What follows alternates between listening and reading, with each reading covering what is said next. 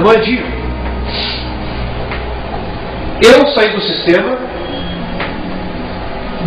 não digo que estou totalmente descontaminado, mas o principal de tudo, né, eu sei que o nosso Salvador é o Senhor Yahushua, e saí do sistema, tranquilo. Só que tem pessoas que continuam lá dentro, estão pregando a palavra do Senhor, mas estão pregando, elas estão vendo que elas estão pregando totalmente errado.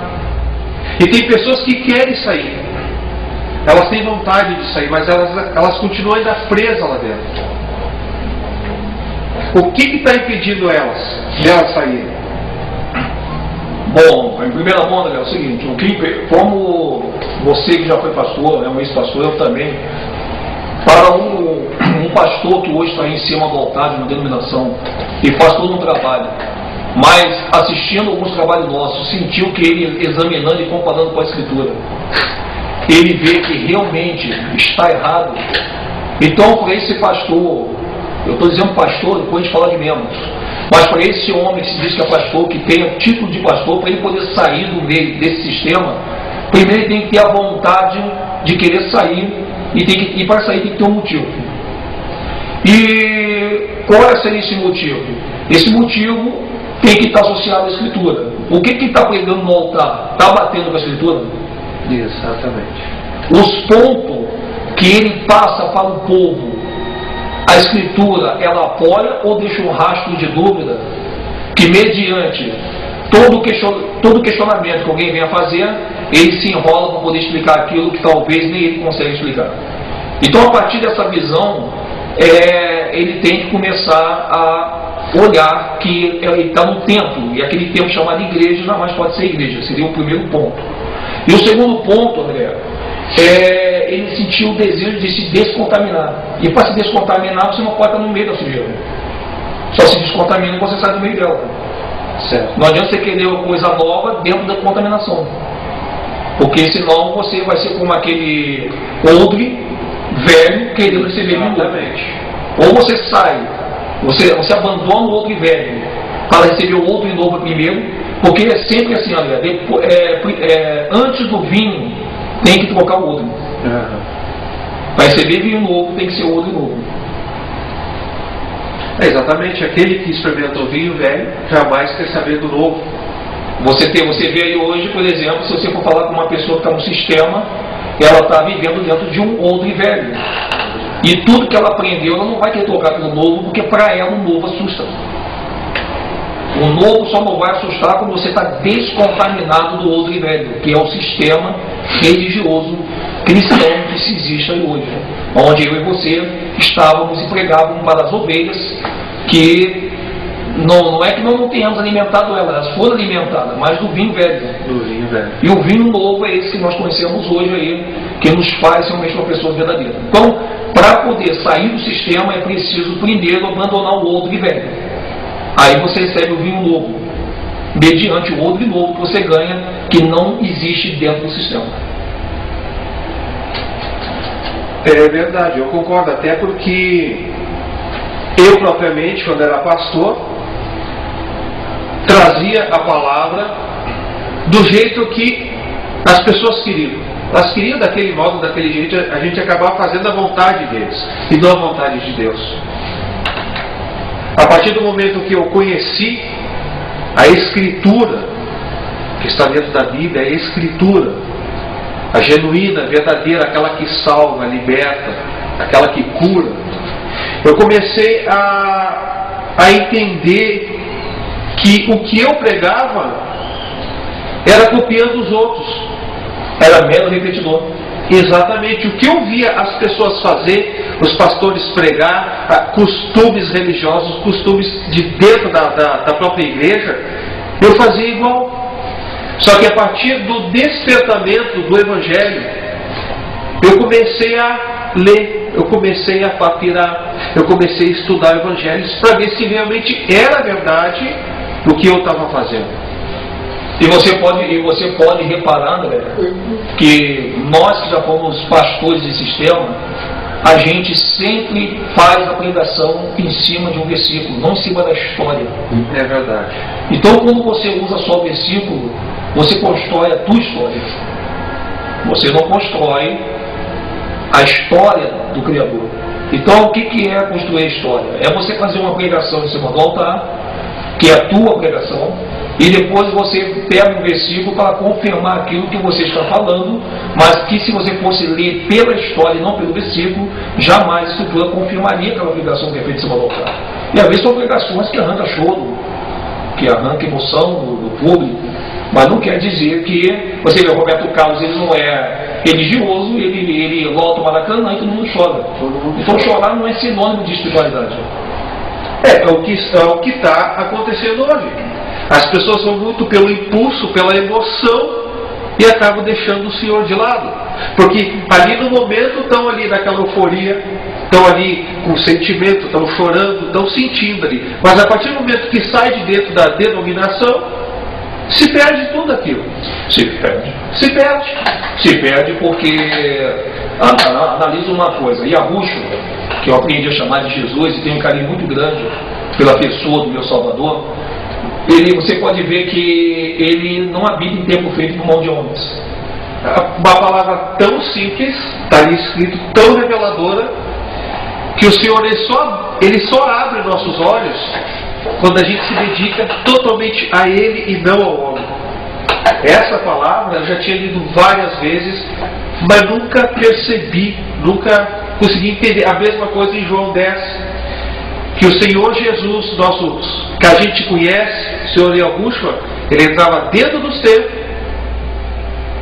dentro do aprisco, dentro propriamente das igrejas, e chamava as ovelhas para fora.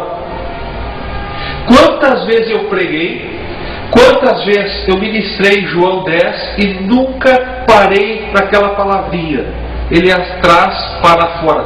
Para fora do quê? Do aprisco, do curral, da igreja. E ainda ele diz mais, e quando ele vai na frente guiando suas ovelhas. Então isso dá a entender que o Senhor ele entrava lá dentro e tirava suas ovelhas para fora.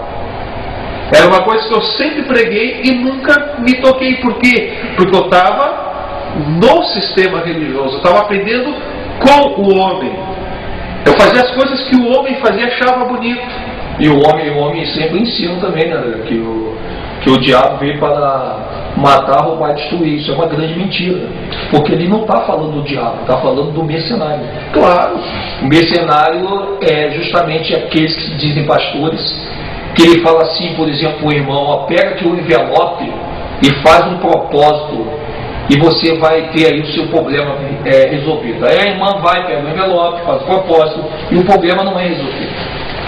Aí ela chega até esse pastor e esse pastor diz o seguinte: o problema não foi resolvido porque a irmã não tivesse fé. André, se a irmã não tivesse fé, ela não teria pegado o envelope. E isso é que é o maior problema. Vocês estão vendo? Né?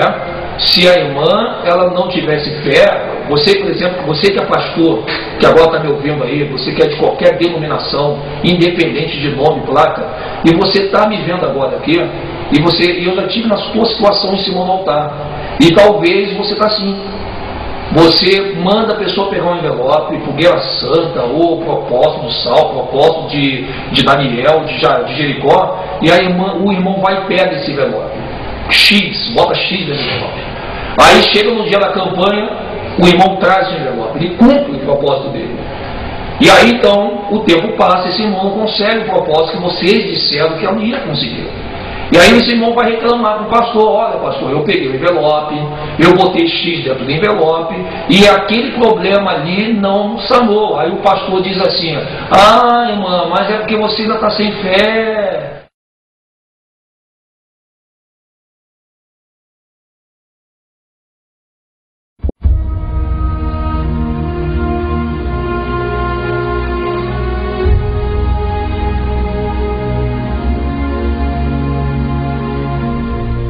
Você não fez direito. Amado, se essa irmã não tivesse com fé, ela não pegaria o envelope. É verdade.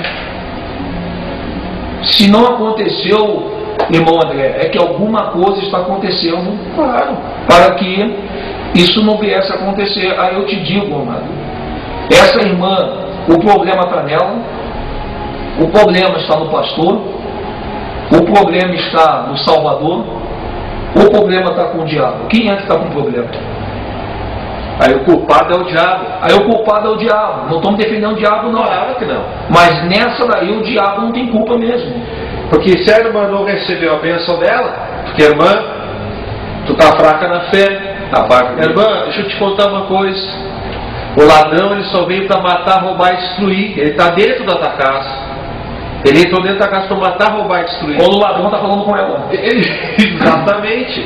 Exatamente. O Senhor ele mesmo diz. Ele diz aqui em João 10, versículo 8: todos quanto vieram antes de mim, antes dele, são ladrões e salteadores. E as ovelhas não ouviram.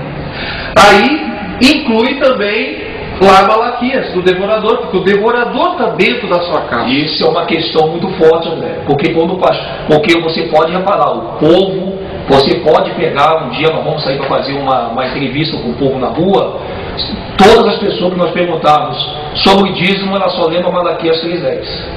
O povo não conhece Malaquias, só conhece 3:10, até pastores. Se você conversar com o pastor, vem cá, pastor, só sabia que altar é mesa? Ah, eu não sabia onde está. Está em Malaquias que vocês tanto pregam. Você só prega o versículo 3:10. E se você, a irmã, e por que eles não deixam o povo ler todo Malaquias 3:10? Porque se o povo ler todo Malaquias 3:10, ler atrás de Malaquias 3:10, ler a partir do capítulo 1, eles vão enxergar quem é o ladrão que o Salvador está falando. Aí vai se ter uma resposta que o ladrão não é o povo.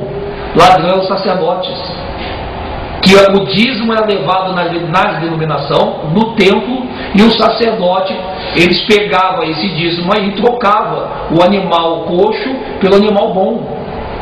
Eles faziam um negócio com o animal faltando a coxa, botavam o animal faltando a coxa em cima do altar e pegavam o bom e vendia, porque se podia vender dízimo. A gente vai ter essa informação em Deuteronômio, e aí então começava a roubalheira dentro das denominações.